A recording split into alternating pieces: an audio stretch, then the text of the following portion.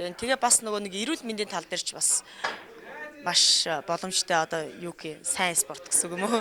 Одоо ямар сандаа нөгөө нэг тоглолт хийхэд хэдэн цаг алхасандаа тэнцдэг, хэдэн километр алхасандаа тэнцдэг гэдэг үлээ. Бас нэг тийм судалгаа байдаг.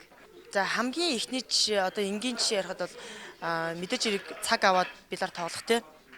Шал ондоолтоо хөгжилдөх тэр чинь бол хөгжилдөх талаасаа шүү дээ. Тим хүмүүс маань цаашдаа явъя. Одоо нөгөө нэг дуртай болчдөг байхгүй тим хүмүүс бас ингээ явж байгаа дуртай айгүй дуртай болчдөг.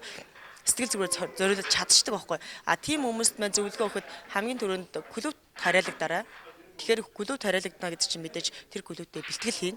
Тийм ээ. Бэлтгэлийг одоо нэг нээлттэй болгоод өгч гэсэн үг. Дан ганц нөгөө нэг хөгжилдөх талаар нь биш одоо мэдээж бүр ингээд нөө хичээлэх талаараа төлхөө яваа одоо явал сайн гэх юм уу да.